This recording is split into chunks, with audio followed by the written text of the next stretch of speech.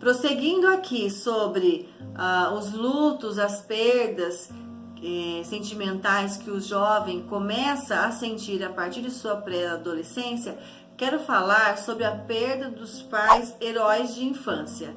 Isso mesmo.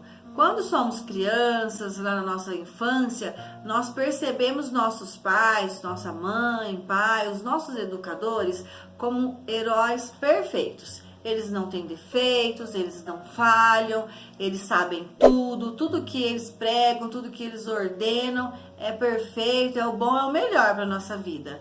Eles não têm nenhuma ação que nós julgamos, eles não têm nenhum comportamento em que a gente perceba imediatamente que possa estar errado ou equivocado. Nós vamos agindo, caminhando, crescendo junto aos nossos pais educadores e confiando plenamente. Afinal, eles são o quê? Uma rocha para a nossa vida. São as pessoas de maior confiança, de maior referência. Então, o que acontece quando nós nos tornamos pré-adolescentes? Nós partimos para um momento onde vamos começar a tecer julgamentos, críticas, argumentos próprios, pensamentos próprios e não somente aqueles pensamentos que vêm através dos comportamentos direcionados de nossos pais. Então, quando iniciamos essa nova trajetória, esse processo de adoecimento, ocorre nesse momento a passagem da infância para a adolescência. E se nós começamos a observar algumas coisas que até então não tínhamos um amadurecimento capaz de perceber certos detalhes de nosso pai e nossa mãe, acaba sendo quase que um choque. Determinadas ações, determinadas palavras que a mãe e o pai falam, fazem, acaba sendo realmente quase que um choque, um impacto. Porque o jovenzinho, nesse momento, percebe que seu pai e sua mãe são de carne e osso, é um ser humano. E como qualquer ser humano, não existe aquela perfeição que antes era percebida aos olhos iludidos de uma criança, olhos imaginários, olhos fantasiosos.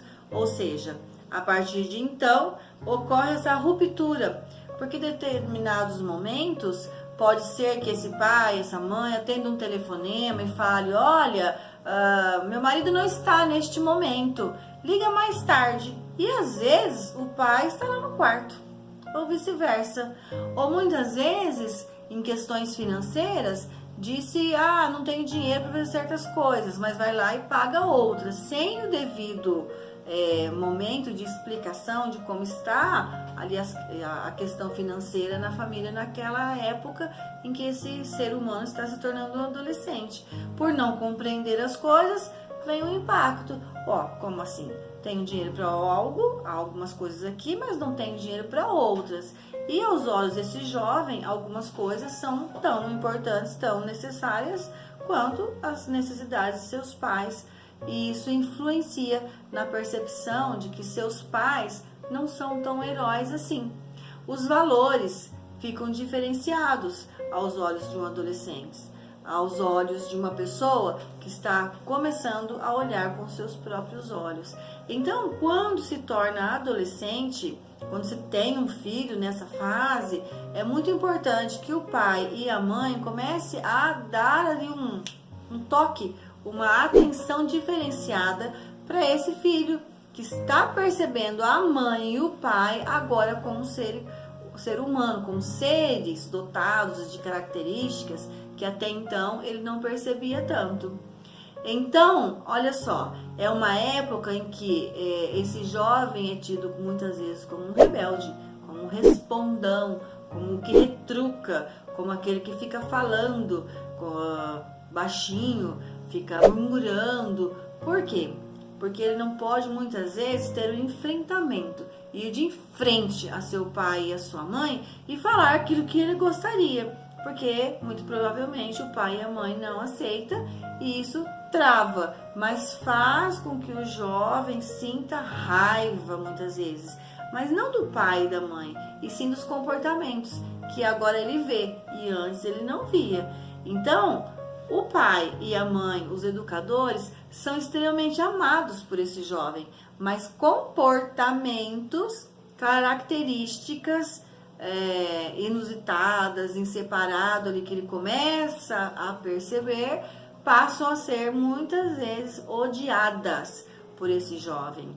E aí começa aquele momento de rebeldia, de distanciamento, de encrencas e brigas desse filho com os pais. Se os pais estão atentos e percebem que ele está no início, passando por esse luto da perda dos pais heróis e que ali há um impacto, um conflito instalado do que ele via antes na infância e do que ele vê agora na adolescência, fica fácil ter uma conversa, uma comunicação, até mesmo sem palavras, de uma forma onde esse jovem perceba: eu sou mãe, eu sou pai, eu sou ser humano, não sou tão perfeito quanto você imaginava, mas eu te amo e vamos juntos evoluir para resolver aí as nossas necessidades, as características serem melhoradas a cada momento.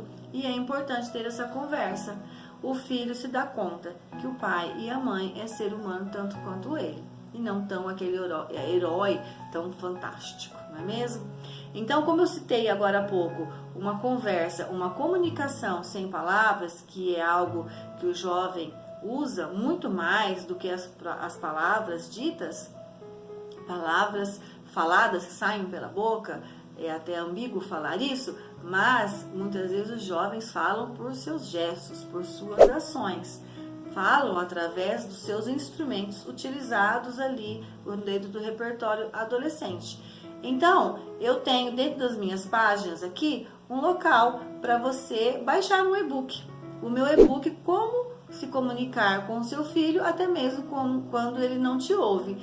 E vai ser essencial para você entender um pouco melhor sobre essa comunicação com palavras e sem palavras, a distinção, a diferença entre uma e outra e como ela é usada aí para favorecer um resultado melhor na comunicação com o jovem que está dentro da sua casa.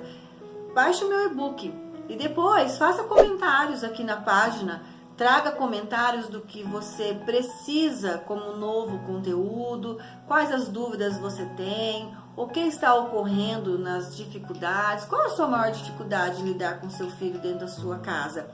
Poste para mim aqui nos comentários e eu vou estar procurando fazer novos conteúdos que atendam aí as respostas que você precisa. Me siga nas redes sociais, em cada uma delas sempre estou postando conteúdos diferenciados. O que você está ouvindo aqui tem algo diferente nas outras redes sociais as quais eu estou. Então aproveite essa oportunidade, faça suas inscrições, curta as páginas e dê os seus comentários aqui que são essenciais, tanto para um feedback do meu trabalho, quanto para que eu te favoreça também nos conteúdos que você deseja saber, sanar dúvidas e novos esclarecimentos, ok? A partir dos seus comentários, poderei trazer outras conversas aqui que serão certamente essenciais aí para a melhoria da evolução dentro da sua casa, ok?